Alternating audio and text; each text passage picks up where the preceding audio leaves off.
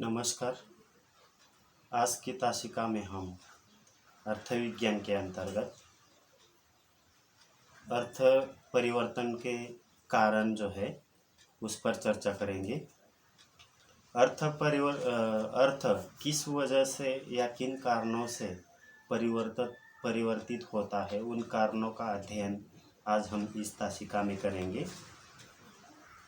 मनुष्य की मनस्थिति में हमेशा परिवर्तन होता रहता है, जिसके फलस्वरूप उसके विचार भी इसे साथ देने के प्रयास में उसके शब्दों के अर्थों में भी परिवर्तन आ जाता है। और इस भाषा जो है वह विचारों की वाहिका होती है और मनुष्य का मानव मन जो है वह गतिशील, चंचल, कुशल, भावुक, संवेदनशील एवं नवीनता का प्रेमी होता है। और अतः विभिन्न परिस्थितियों में मानव मन की स्थिति एक सी नहीं होती, उसमें परिवर्तन होता रहता है। यही कारण है कि राग, द्वेष, क्रोध, घृणा, आवेश आदि में उच्चारित शब्दों के अर्थ में अंतर होता है। यह अर्थ परिवर्तन प्रारंभ में व्यक्तिगत होता है और बाद में समाज के द्वारा स्वीकृत होने पर भाषा में ग्रहण कर लिया जाता है और इसी के अनुसार भाषा में भी या शब्दों के अर्थ में भी परिवर्तन हमें दिखाई देता है, भाषा का अंग बन जाता है। वह इस प्रकार अर्थ परिवर्तन की समस्त प्रक्रिया जो है वह मनोवैज्ञानिक है। इस परिवर्तन के मूल कार्य करने वाले कारणों पर विचार करना इतना आसान नहीं है। फिर भी भाषा वैज्ञानिकों ने अर्थ परिवर्तन के कुछ कारण बताए हैं, उसका अध्ययन हम अब करेंगे। यह कारण इस प्रकार से है। पहला कारण, अर्थ परिवर्तन के कारणों में पहला कारण बल अपसरण है। किसी शब्द के उच्चारण में यदि केवल एक ध्वनि पर अधिक बल दिया जाए तो धीरे धीरे जो शेष ध्वनियाँ होती है वह लुप्त हो जाती है और इसी प्रकार अर्थ में परिवर्तन होता हुआ दिखाई देता है। उपाध्याय जी बल अपसरण का एक मुख्य उदाहरण माना जाता है, क्योंकि यह शब्द जो है वह परिवर्तित होकर ओझा के रूप में प्रस्तुत किया जाता है। ध्वनि के भांति ही अर्थ में भी यह बल कार्य करता है और किसी शब्द के अर्थ में प्रधान पक्ष से हटकर बल यदि दूसरे पर आ जाता है तो वह तब धीरे धीरे वही अर्थ प्रधान हो जाता है। यानी कि जो उपाध्याय शब्द पहले बोला जाता था उससे ध्यान हटकर जो ओझा शब्द है उसी पर ज़्यादा ध्यान दिया जाता है और वह अर्थ प्रधान रूप में चलने लगता है। तब पहला प्रधान अर्थ बिल्कुल ही लुप्त हो जाता है। उदाहरणार्थ, गोस्वामी शब्द का आरंभ का अर्थ बहुत सी गायों का स्वामी था, लेकिन बहुत सी गायों का स्वामी धनी हो गया और अतः वह माननीय भी होगा। इसलिए धीरे धीरे आगे चलकर इस शब्द का अर्थ जो है वह माननीय हो गया और आगे चलकर इस शब्द का अर्थ एक जाति तक चला गया। बल अपसरण का जुगुप्सा यह भी एक मुख्य उदाहरण माना जाता है। यह शब्द गुप्त धातु से बना है, जिसका आरंभ का अर्थ रक्षा करना या पालन करना था, परंतु रक्षा या पालन जो है छुपाकर किया जाता है, अतः इसमें छिपाने का भाव आने लगा। कुछ दिनों बाद यही भाव प्रधान हो गया और समाज में अधिकतर वही क्रियाएं छिपाई जाती है जो घृणित होती है। अतः घृणा के कारण यह शब्द घृणा के लिए ही चल पड़ा और आज भी जुगुप्सा के लिए घृणा के अर्थ में ही किया जाता है। जुगुप्सा का प्रयोग घृणा के अर्थ में ही किया जाता है। इस प्रकार बल अपसरण के कारण अर्थ में परिवर्तन होता हुआ दिखाई देता है। कोई भी शब्द व्यवहार में दो अर्थों का बोधक रहता है। उन दो अर्थों में से एक अर्थ प्रधान होता है और एक अर्थ दूसरा अर्थ गौण होता है, लेकिन आगे चलकर उस शब्द के प्रधान अर्थ से बल हटने लगता है और बदले में गौण शब्द पर या गौण अर्थ पर बल आने लगता है। परिणाम स्वरूप जिस गौण अर्थ पर बल आने लगता है, परिणाम स्वरूप जिस गौण अर्थ पर बल आने लगता है, वही अर्थ जो है वह प्रधान हो जाता है और पहला प्रधान अर्थ बिल्कुल लुप्त हो जाता है और बाद का जो गौण अर्थ होता है वही चलने लगता है। इस प्रकार बल अपसरण के कारण जो है वह पहला प्रधान अर्थ लुप्त होकर दूसरा अर्थ चलने लगता है, तो अर्थ में परिवर्तन हो जाता है। उदाहरणार्थ, गवार शब्द के अर्थ में जो इस प्रकार का अर्थ परिवर्तन हुआ, इसका कारण बल अपसरण ही है। गवार शब्द गांव में रहने वाला इस प्रधान अर्थ में और असभ्य या असंस्कृत इस गौण अर्थ में प्रचलित था, लेकिन आगे चलकर गवार शब्द के गांव में रहने वाला इस प्रधान अर्थ से हटता रहा और असभ्य या असंस्कृत इस गौण अर्थ पर बल आता रहा और इससे असभ्य या असंस्कृत इस प्रधान अर्थ में ही गवार शब्द जो है वह प्रचलित रह गया और गांव में रहने वाला यह पहला प्रधान अर्थ जो है वह लुप्त हो गया। इस प्रकार बल अपसरण के कारण अर्थ में परिवर्तन होता हुआ दिखाई देता है। दूसरा, पीढ़ी परिवर्तन। यह अर्थ परिवर्तन में दूसरा कारण माना जाता है। पीढ़ी परिवर्तन के रूप में हर पुरानी पीढ़ी के बाद एक नई पीढ़ी आती रहती है और हर नई पीढ़ी अपनी सुविधा के अनुसार शब्द के अर्थ में परिवर्तन करती है। आरंभ में तेल का अर्थ जो है वह तिल का तेल के लिए प्रयुक्त होता था। तिल का रस था जिसका प्रयोग भोजन बनाने में किया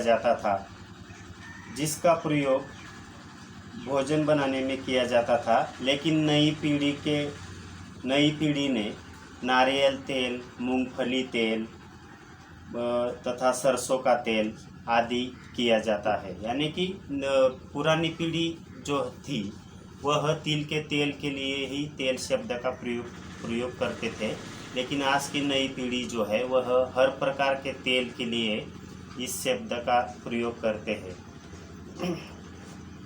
यह अनिवार्य नहीं कि किसी भी शब्द का जो अर्थ एक पीढ़ी के लिए है वही अर्थ नई पीढ़ी के लिए या दूसरी पीढ़ी के लिए प्रयोग में आया है। जैसे जैसे पीढ़ी में बदलाव होते जाता है वैसे शब्द के अर्थ में भी परिवर्तन होता हुआ दिखाई देता है। और पीढ़ी परिवर्तन का पत्र यह मुख्य उदाहरण है। पत्र का अर्थ पहले अर्थ पत्ते पर लिखना से संबंधित था, परंतु दूसरी पीढ़ी में इसका अर्थ जो है इसका एक दूसरा अर्थ ग्रहण किया गया, जिस पर लिखा जाए वह पन्ना। परिणाम स्वरूप भोजपत्र इसका अर्थ भोजपत्र ऐसा हो गया और इसका अर्थ परिवर्तित हो गया। आगे चलकर कहा गया कि जिस पर लिखा जाए वह पतली चिपटी वस्तु यानी पत्र, फिर वह पत्र सोने का पत्र हो गया। सोने का पत्र हो या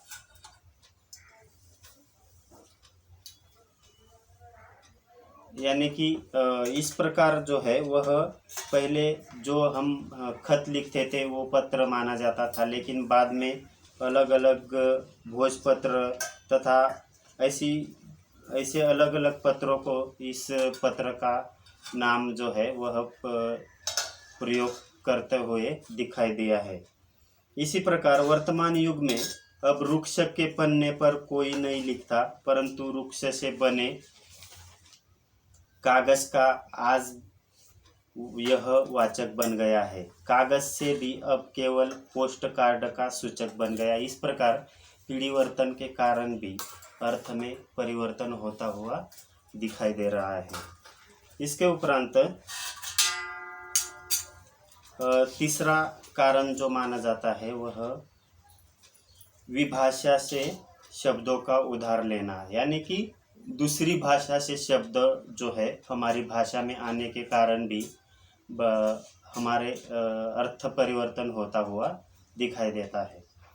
कभी कभी संसर्ग के कारण एक भाषा का शब्द जो है वह दूसरी भाषा में उधार लिया जाता है और ऐसा करने पर शब्द का शरीर तो आ जाता है परंतु आत्मा ठीक उसी प्रकार नहीं आती।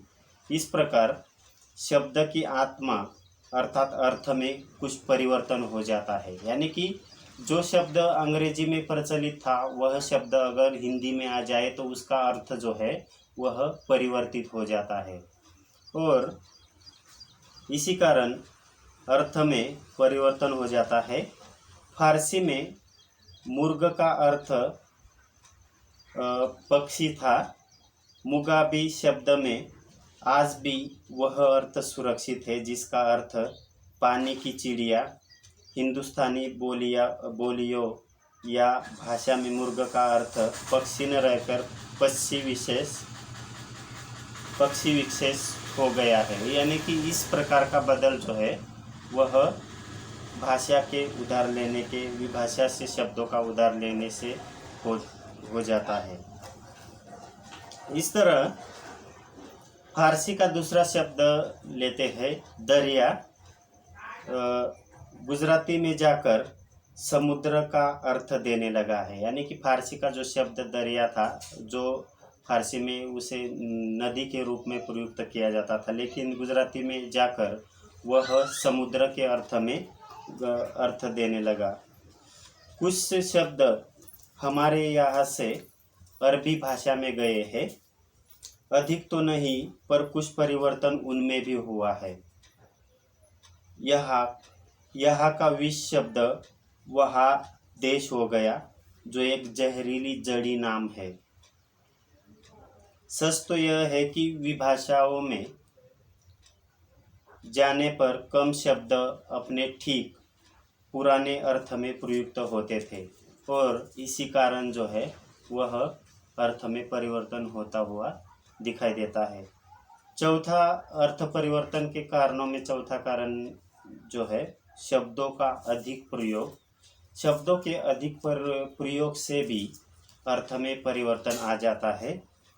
अधिक प्रयोग से शब्द घिस जाते हैं और उसमें परिचय इतना अधिक बढ़ जाता है कि उनकी शक्ति जो है वह क्षीण हो जाती है, उसका अर्थ ठीक तरह से निकलता नहीं।